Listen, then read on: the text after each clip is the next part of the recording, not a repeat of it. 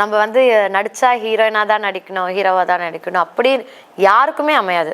0.1% தான் மேபி ஒரு லக்கில் வந்து ஏதாச்சும் ரெக்கமெண்டில் யாராச்சும் ரெஃபர் பண்ணால் அப்படி நடக்கலாம். ஸ்டெப் பை ஸ்டெப் பண்ணால் தான் அது வந்து நமக்கு நல்லாயிருக்கும், நேச்சுரலாக இருக்கும். எஸ் நேச்சுரலாக இருக்கும். எடுத்ததும் அப்படி பண்ணிட்டு டக்குன்னு நமக்கு டவுனும் ஆகும் இல்லை ப்ரோ. ஸோ அதனால் நம்ம எதுவாக இருந்தாலும் பொறுமையாக எல்லாமே இது பண்ணாதான் நமக்கும் நல்லாயிருக்கும், ஃப்யூச்சருக்கும் நல்லாயிருக்கும் நமக்கு. இப்போ வர யங் மாடல்ஸ்க்கெல்லாம் நீங்கள் என்ன சொல்ல விரும்புறீங்க? பிகாஸ் நீங்கள் ஒரு ரோல் மாடலாக இருப்பீங்க எல்லாருக்குமேனா, you are like a perfect பேக்னு கூட சொல்லலாம். எல்லாமே அழகு தான், நீங்கள் அழகு கண்ணின்னு கூட சொல்லலாம். சொன்னால் ஃப்ளட் பண்ணுறேன்னு சொல்லுவீங்க, பட் உங்களுக்கு தெரியும் நான் ஃப்ளட் எல்லாம் பண்ண மாட்டேன். ஸோ அந்த மாதிரி வந்துட்டு வர மாடல்ஸ்க்கெல்லாம் என்ன சொல்லுவீங்க? லைக் அவங்க நிறைய மாடல்ஸ்க்குலாம் அதுதான் சொல்கிறேன், ஏஜென்சி மூலமாக போயிட்டு மாடலிங் ஆகுறேன், இந்த மாதிரி சான்ஸ் கொடுக்குறேன், அந்த மாதிரி போய் ஏமாறாதீங்க.